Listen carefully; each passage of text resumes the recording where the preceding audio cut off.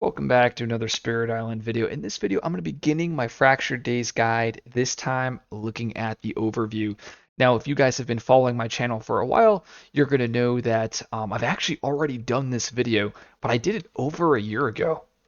And since then, I've played a lot more games with the Spirit, and I've also began to put together an entire guide, um, the whole series, just like I do with some of the other Spirits. So I wanted to go back through and touch up this video and add some little points here and there. Some of the things you'll hear in this video you've probably heard before, but there also is going to be some new information. With that said, let's get started. Fractured Days, flipping the spirit board over here and looking at the setup here. So we are going to start with 3 presents on the starting board. One is going to be in the lowest numbered land with 1 Dahan, and 2 in the highest numbered land without Dahan.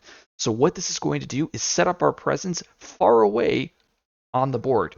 So like I said, you'll have 2 presents off where there's no Dahan in the highest numbered land, and then 1 in the one land with a single Dahan. So you're going to be pretty much spread out to start the game. Now, there are going to be some cases where the highest numbered land ends up having a building in it. So there's going to be a lot of board states where your starting sacred site is going to have buildings, which can be unfavorable. It says deal 4 minors and 4 majors face up as your initial days that never were, and I'll talk about this in a little bit. It says if you're in a 1 or 2 player game, you instead deal 6 cards. In a single player game, you get to gain a time, and I'm going to talk about time in a little bit. Now, Fractured Days is one of the few very high complex spirits. The other ones are Finder, Starlight, and Dances of Earthquake. Now, I do think Fractured Days is probably the hardest spirit to play in the entire game. I think the only spirit that comes close to Fractured is Finder. Now, looking at the summary of powers, Fractured Days has no offense, a little bit of control, no fear, a lot of defense, and the most utility in the entire game. And this utility bar is referring to a resource that you have to convert into other resources. So utility, a good example of a utility card would be like Gift of Constancy, right? You're giving reclaims, you're giving energy. So Fractured Days is going to have plenty of utility tools, and you need to use those utility tools to essentially win the game. Flipping the spirit board over, we're looking at the special rules here. We have fragments of shattered time, and it says each presence on this ability represents 1 time. Many of your powers require time. Spend it when you resolve the power. So time is essentially Fractured Days' second resource. Fractured Days has energy, but it will also spend time. And the things that spend time is going to be this left innate, as well as absolute stasis, and actually all of your uniques. But mainly it's going to be stasis and blur, the ones that will be spending time. It says when you gain 1 time, put 1 presence here from your presence tracks, or optionally the island. Pretty much it's always going to be the tracks. The only times you're going to choose the island is if your entire tracks are completely emptied, but at that point you're very, very far ahead. It says whenever you spend 1 time, return it to the presence tracks. Or if you have no free space, destroy it. So if I'm gaining time with my growth options, then if I spend time with these actions, they'll go back to my tracks. So there's this ebb and flow of stuff coming off your tracks and then also going back on them, and that's going to be the Fractured Days plan. Now, once again, just to highlight, if you're playing in a single player game, you start the game by gaining a time. I love to start by gaining the time from the top track. Okay, looking at the next special rule, we have the Days That Never Were, and it says your third growth option lets you gain any 1 power card from a special set you create during setup. When you gain a power card any other way, you may add 1 unchosen card to the set. So remember at the beginning of this video, I talked about your days. You're going to have 4 minors and 4 majors. Well, these are going to be cards that you get dealt to start the game. Now, because I'm playing a single player game, they've dealt me 6 cards instead. Now, if you're playing a 2-player game, you also get 6 cards. And the Days That Never Were is essentially it's this extra set of cards that I get to play with. Now, they don't count as being inside my hand, but they're cards that I can build plans around before choosing growth options. And essentially what these are, it's like as if you're looking into the future, which is what I find pretty cool about this spirit.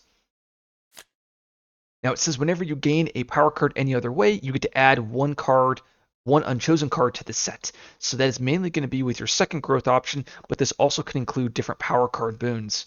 So if I'm playing Fractured Days and I gain a power card, one of these cards goes to my hand, and then the other card will go to my days.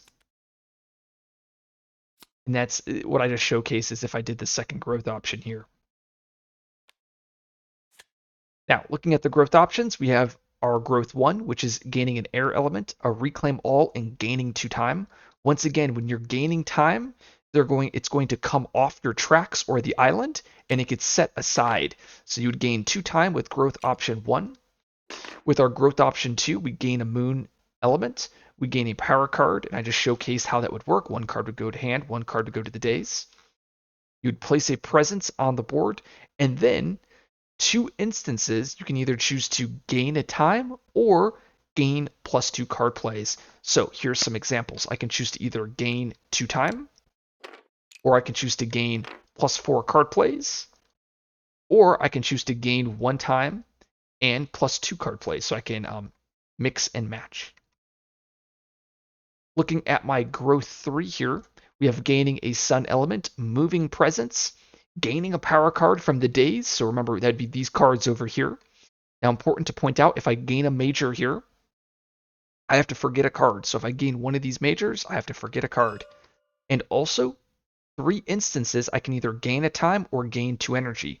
So if I want, I could gain 6 energy, or I can gain 3 time, or I can split it. So essentially, your G3 is going to gain you energy, your G2 will gain you power cards. One of the big things that is important with Fracture Days is you are kind of like a 0-1-1. Well, actually, to be more specific, you are a 0-1-0. So you are the spirit in the entire game, out of all the spirits, that is placing the least amount of presence on the board. Why is that important? Well, that means that your zero range targeting cards, as well as your sacred site targeting cards, are going to be tied up to just a couple few presence. And that is going to be, or that could create some problems with targeting. In addition, if you go blighted, there are blighted events and blighted cards that is going to cause presence destruction. That is going to be very bad for Fractured because you have the fewest number of presence on the board across all of the spirits. So keep that in mind. You are placing the fewest amount of presence with playing the spirits.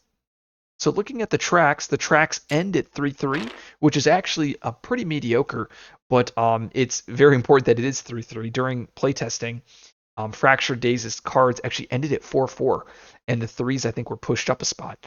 And I could just imagine how busted that would be because at 3-3 it feels really strong. If it was at 4-4, oh gosh, it'd be so busted. A lot of times with Fractured, you're going to want to be looking like this. You'll have the 2 energy and the 3 plays, and you're going to see in my following videos just how important having 3 plays is. When you have the 3 plays, you can easily unlock both of these innates. Now, having the energy or having the 2 presence off top track means you can gain a lot of energy. And these 3 spots, ideally, we would like to gain these presence off the tracks, but a lot of times you just don't have the economy to do that. As in, we're spending time, we're using actions, and we just never can actually fully empty our tracks. And as a result, this is where that cutoff is because remember, both of these tend to be dead spots, and you get a huge increase in power between 1 and 2 energy. Whenever I'm adding time back to my tracks with my special rule here, I always like to add time to my top track. Once again, so like if I looked like this, whenever I'm adding time, I first want to add time here and then add time here before I start adding time to bottom track. And once again, we'll talk about that more in some other videos, but just having 3 plays is going to be really critical because if it looks like this, for instance, when I reclaim, I can grab 2 presents off top track, and then boom, I've hit my 2-3. So very, very nice. Okay, so Fracture Days, why do I think this is the best spirit in the entire game? Well, it's going to be because of this special rule here, and that is slip the flow of time. And this is a innate that targets any spirit, and it says you may use this power any number of times. Cost to use is 1 time per previous use this turn. Okay, so what does that mean? That means if I use this left innate one instance this turn, it will cost me 0 time. If I use this innate a second time this turn, it will cost me 1 time.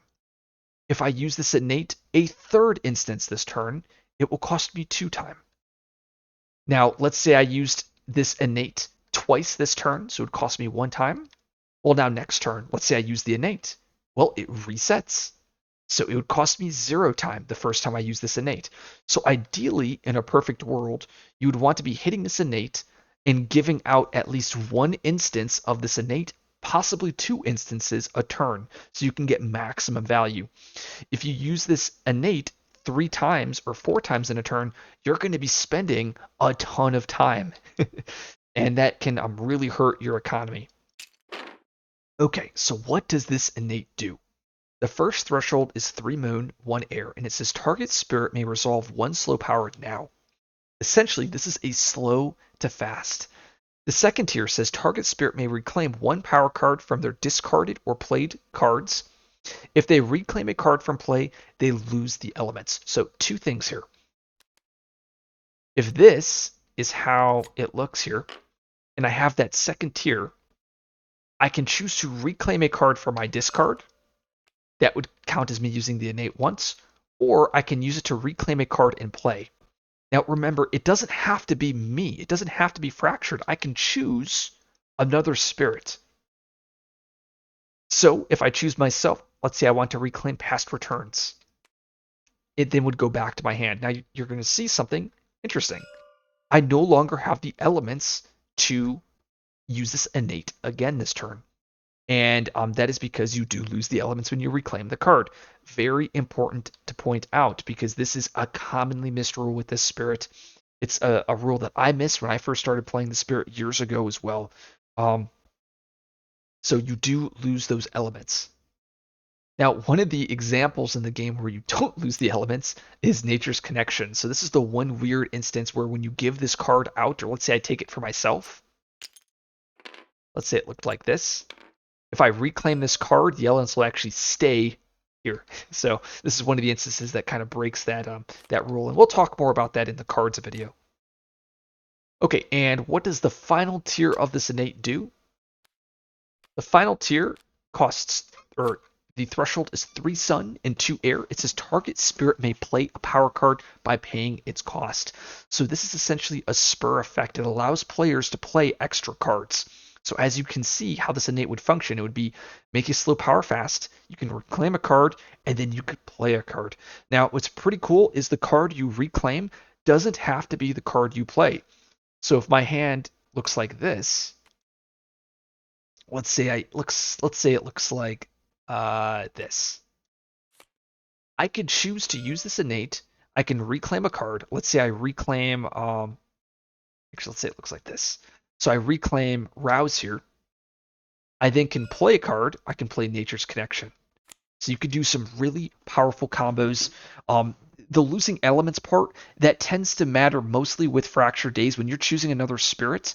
Actually losing elements will matter for other spirits as well, but losing elements such that you can still hit this tier isn't going to matter. So what do I mean by that? So let's say it looks like this here.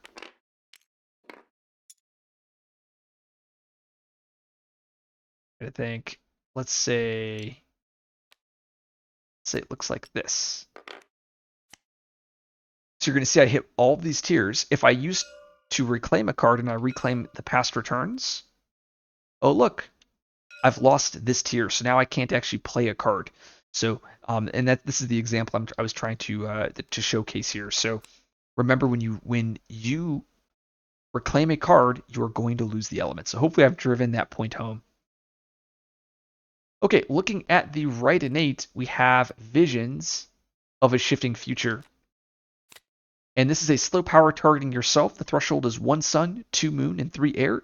It says look at the top card of either the Invader deck or Event deck, return it, then shuffle that deck's top 2 cards. For the Invader deck, differing Invader stages may give away the card that is next. So this allows you to look into the future to possibly plan around an event or a invader card. So usually you're going to be picking events with this. There are some really cheesy combos you can do with this innate, especially into France. Remember, the France adversary is going to be the adversary that has that slave rebellion. So you're able to manipulate and cause that slave rebellion to occur more than twice. You can shift it forward, you can shift it back. You can do some crazy things with this first tier. Now, the second tier says instead of returning and shuffling, you may put that card on bottom of its deck. You may not do this for cards specifically placed during setup. So this tier is huge, as this allows you to bottom those bad events. Maybe you're playing with farmers and farmers is on top of the deck. Or maybe you have relentless optimism. So any of those really bad events that you just don't want to see, if you flip it up, you can just throw it to the bottom and then you never have to worry about it again. Now it says you cannot do this specifically for cards placed during setup. So this means the coastal card or the stage 3 pressure card in the invader deck, you can't put those to the bottom. You could only do this top part, which would kind of shuffle those two cards. So let me showcase what this innate is doing. So let's say I hit this top tier of the innate. Let's say I look at the top card. I see Wounded Lands Attract Explorers. I know this is an excellent card. So what I would do is oh, well, there it is. So I'd create a copy here. And I would basically tell my team, hey, this is going to be our 50-50. So the team can kind of plan around this card. And then now, when the event phase come, I know there's a 50% chance. And oh, it ended up being that card. But let's say it wasn't. Let's say we missed and it's life's balance tilt. Okay, so we resolve this card, whatever. Well, now we know that the event that's coming up is Wounded Lands Attract Explorers, which is massive because now the team has 100% knowledge of the event, which is big because we can plan around that and we can like imagine if this is Dahan Defend. I mean, this is Raiding Retaliation, which is very similar to that, but there are plenty, or like imagine if this is Beast Damage, right? You can play around having that knowledge.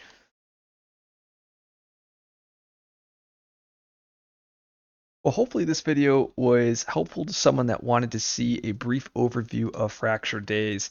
In the next video, we're going to be covering all of the power cards in the entire game, so all of the majors, all of the minors, including Fracture Days for uniques. If you like this video, like and subscribe. I'll see you guys in the next video.